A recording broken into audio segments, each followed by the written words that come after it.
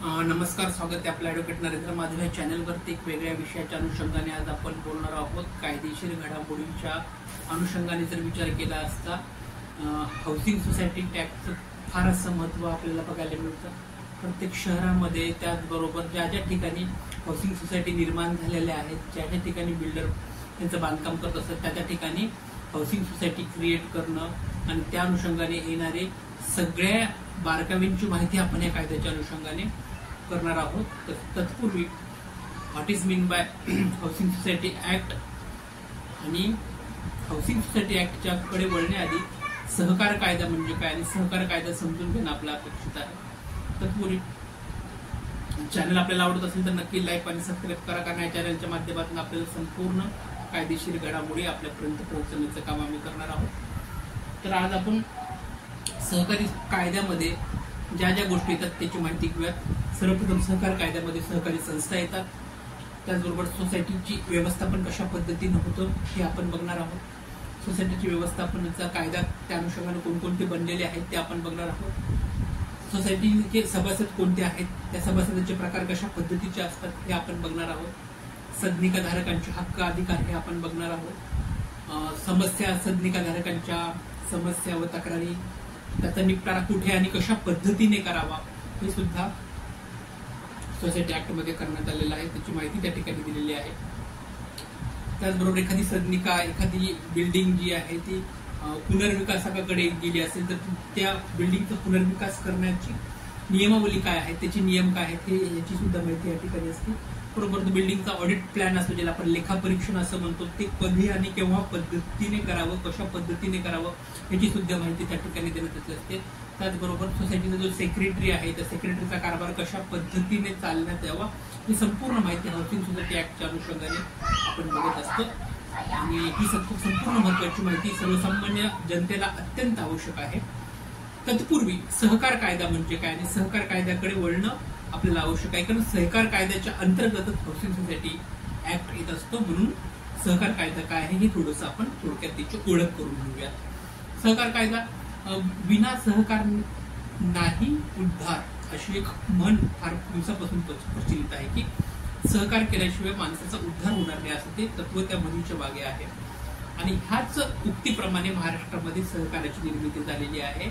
महाराष्ट्रामध्ये सहकार कायद्याची निर्मितीच्या आधी सहकार्याची जी निर्मिती या ठिकाणी झालेली आहे, सहकारची जी चळवळी आहे त्याचा फार मोठा इतिहास महाराष्ट्राला आणि किंवा भारताला सुद्धा आपल्याला पाहायला मिळतो। आता यामध्ये सहकार कायद्यामध्ये किंवा सहकार्याच्या चळवळीमध्ये कोणकोणत्या गोष्टी येतात तर सर्वप्रथम गृहनिर्माण सोसायटी त्या ठिकाणी येत असतात, त्याचबरोबर मोठ्या सहकारी साखर कारखाने आहेत त्या ठिकाणी येत असतात, त्याचबरोबर दूध डेअरी आहे, त्याचबरोबर दूध डेअरी संघ त्या ठिकाणी आहे, जसं की अमूल नावाचा दूध डेअरी संघ आहे, महाराष्ट्रामध्ये महानंदा नावाची दूध डेअरी संघ आहे, अशा गोष्टी या ठिकाणी असतात। अशाच बरोबर काही पतसंस्था आहेत, बँकिंग सहकारी बँक आहेत, हे संपूर्ण सहकार कायद्याच्या अंतर्गत येत असतो। महाराष्ट्र शासनाचा वेगळा सहकार कायदा होता आणि केंद्र सरकारने मार्च 2013 मध्ये 97 घटना दुरुस्ती केलेली आहे। 97 अमेंडमेंट केंद्र सरकारने 2013 मध्ये केली आणि त्या घटना दुरुस्ती अन्वये सहकार कायद्याला मोठा असा घटनात्मक अधिकार त्या ठिकाणी प्राप्त झालेला आहे। ही घटना दुरुस्ती 2013 मध्ये करण्यात आली आहे, त्या घटना दुरुस्तीमध्ये सहकार कायद्याला ते घटनात्मक अधिकार प्राप्त झाले। यापूर्वी मात्र प्रत्येक राज्यासाठी वेगवेगळे असे सहकार कायदे होते, आता त्या प्रत्येक राज्याच्या वेगवेगळ्या कायद्यामध्ये कुठेतरी एकपणा सुनियोजितपणा यावा, कुठेतरी एका वेगवेगळ्या कायद्यांची व्याप्ती वाढू नये त्या अनुषंगाने 2013 मध्ये ही घटना दुरुस्ती करण्यात आलेली आपल्याला पाहायला मिळते। देश पातळीवर कायदा एकच असावा आणि केंद्राने ही दुरुस्ती केली 2013 मध्ये। महाराष्ट्र राज्यामध्ये राज्य सहकार आयुक्त आणि निबंधक पुणे यांच्या नियंत्रणाखाली येतात। महाराष्ट्र सरकारमध्ये जेवढे पण काही सहकाराच्या तरतुदी येतात त्या महाराष्ट्र राज्य सहकार निबंधक आयुक्तालय पुणे, महाराष्ट्र सहकार आयुक्तालय पुणे यांच्या अंतर्गतच संपूर्ण घडामोडी चाललेली आपल्याला बघतात। म्हणजे त्या ठिकाणी नोंदणी करणं आवश्यक असतं, त्या कोणत्या सहकार्यावरती कोणती ऍक्शन घ्यायची सुद्धा त्या निबंधकाकडे महाराष्ट्र सहकार आयुक्त निबंधक पुणे यांच्याकडे ते हक्क अधिकार त्या ठिकाणी दिले गेलेले आपल्याला पाहायला मिळतात। आता महाराष्ट्राने केंद्राच्या आदेशानुसार 13 ऑगस्ट 2013 पासून नवीन सुधारणा व दुरुस्त्या हा सहकारी कायद्यामध्ये करण्यात आलेला आपल्याला बघायला मिळतं। आणि जे काही नवीन सुधारणा महाराष्ट्र शासनाच्या कायद्यामध्येही केल्यात आलेल्या आहेत त्याचा मूळ बेस जो आहे, तुम्ही जसं मागाशी सांगितलं की 97वी घटना दुरुस्तीमध्ये जी झालेली आहे त्यामुळे कुठेतरी सुनियोजितपणा आलेला आहे. त्यामुळे जे पूर्वी जे सहकार महर्षी म्हणून पाहणारे किंवा पुन्हा ज्याला आपण सहकार सम्राट असं म्हणूया, ते सहकार सम्राटांचा एक प्रकारचे मनमानी असा कारभार त्या ठिकाणी होता. तो सहकार महर्षीचा, सहकार सम्राटांचा मनमानी कारभारावर मोठ्या प्रमाणावर कुठेतरी चाप ह्या 97व्या घटना दुरुस्तीमुळे केंद्राने केल्यामुळे झालेले आपल्याला बघते की त्यांचा मनमानी कारभार आता त्या ठिकाणी होणार नाही. राज्यात गृहनिर्माण साखर कारखाने असतील, गृहनिर्माण सोसायटी असतील, साखर कारखाने असतील, सूतगिरण्या असतील, दूध डेअरी असतील, मल्टीस्टेट सहकारी बँका असतील, हातमाग संघ असतील, पणन सहकारी संघ असतील, इत्यादी सगळ्यांची जर संख्या आपण पाहायला गेली तर 18,000पेक्षा जास्त नोंदणीकृत आहेत आपल्याकडे रेकॉर्डवर जर पाहायला गेलं तर. आपण त्याची थोडक्यात एक डाटा अनालिसिस म्हणून आपण थोडी ओळख करून घेऊयात. कायद्याच्या दृष्टिकोनातून त्याचं फार काही महत्व असं नाही, पण ते तोंड ओळख असावी म्हणून आपण थोडंसं त्याकडे वळूयात की डाटा कसा आहे की किती संख्या आपल्याकडे कोणकोणत्या सहकार चळवळीतल्या ज्या संस्था आहेत त्यांचा आपण बघूयात. सहकारी जे साखर कारखाने महाराष्ट्रात आहेत ते 200पेक्षा जास्त नोंदणीकृत आहेत. नागरी सहकारी ज्या बँकाची आहेत ते 530पेक्षा जास्त नोंदणीकृत आपल्याला बघायला मिळतात. त्यामुळे नागरी सहकारी काही पतसंस्था आहेत, त्या नागरी सहकारी पतसंस्था म्हणजे 16,000पेक्षा जास्त नागरी सहकारी पतसंस्था महाराष्ट्रामध्ये स्थापन आहेत. त्यामुळे नागरी सहकारी पतसंस्थेच्या अनुषंगाने बरेचसे असे घोटाळे मध्यंतरी आपल्याला उघडकीस आलेले आहेत आणि त्या घोटाळ्याकडे दाद कुणाकडे मागावी, न्याय कुणाकडे मागावा हा पण सर्वसामान्य माणसाच्या मनामध्ये निर्माण झालेला प्रश्न आहे. परंतु सहकार कायद्यामध्ये त्याची संपूर्ण माहिती त्या ठिकाणी दिलेली असते.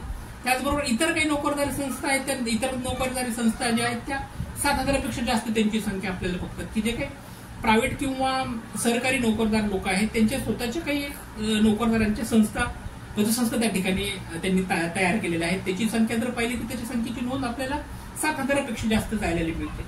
दूध डेअरी आहेत त्या 31,000च्या जवळपास दूध डेअरींच्या संख्या आहेत. परंतु जे काही सहकारी दूध डेअरी संस्था आहेत तर सहकारी दूध डेअरीची संख्या ही 106पेक्षा जास्त महाराष्ट्रामध्ये पाहायला मिळतात. आता काही बरेचसे मोठे मोठे घोटाळे सहकार्याच्या अनुषंगाने आपल्याला बघायला मिळाले आहेत. त्याचा मूळ उद्देश जर पाहायला बघितलं तर सहकार चळवळीचा मूळ उद्देश हा अत्यंत चांगला आणि व्यापक असा आहे. परंतु ती राबवणारी व्यवस्था ज्यावेळेस एखाद्या वेळेस खराब होते त्यावेळेस ती कुठलीही गैरकारभार, भ्रष्टाचार त्यामध्ये मोठ्या प्रमाणात बळावलेला आपल्याला बघायला मिळतो. की दुर्दैवानं असं म्हणायला लागेल की बऱ्याचशा राजकीय नेत्यांचा हस्तक्षेप सहकारी संस्थेमध्ये होतो आणि त्यामुळे त्या ठिकाणी दुरुपयोग सहकारी संस्थेचा केलेला आपल्याला पाहायला मिळतो. आणि त्यामुळे कुठेतरी आता सहकारी संस्थेची विश्वासार्हताच धोक्यात येते की काय असा प्रश्न सर्वसामान्य माणसाच्या मनामध्ये निर्माण होणं स्वाभाविक आहे.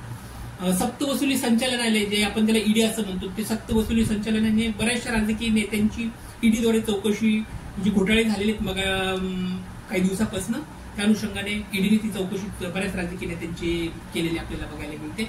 बॉम्बे हायकोर्टने एक जजमेंट मध्यंतरी पारित केलेले आहे. बॉम्बे हायकोर्टच्या जजमेंटनुसार बॉम्बे हायकोर्टने आदेशच दिलेले आहेत की राज्यातील 3,376 ज्या सहकारी बँकामधील जे काही घोटाळे आहेत त्या घोटाळ्याची चौकशीचे आदेश बॉम्बे हायकोर्टने मुंबई उच्च न्यायालयाने त्यांच्या आदेशामध्ये दिलेले आहेत की 3,376 ज्या काही सहकारी बँका आहेत त्यामध्ये बरेचसे असे घोटाळे आणि फ्रॉड झालेले आढळून येतात आणि त्यामुळे बॉम्बे हायकोर्टने मुंबई उच्च न्यायालयाने आदेश देऊन त्यांची जी घोटाळे झाले त्यांची संबंध चौकशी व्हावी असा आदेश मुंबई उच्च न्यायालयाने त्या ठिकाणी दिलेला आपल्याला बघायला मिळतो. हे झालं सहकार कायद्याची तोड ओळख. त्यानंतर आपण सहकार कायदा कसा आहे, सहकार कायद्यामध्ये नियमावली कशी आहे आणि त्याची अंमलबजावणी कशा पद्धतीची होते, सर्वसामान्य माणसांना कशा पद्धतीने त्यांच्यावर अन्याय झाला तर दाद कुठे आणि कसा मागावा याची संपूर्ण माहिती आपण पुढील व्हिडिओमध्ये बघणार आहोत. आपल्याला व्हिडिओ आवडला असेल तर लाईक कराल, सबस्क्राईब कराल. Thank you so much.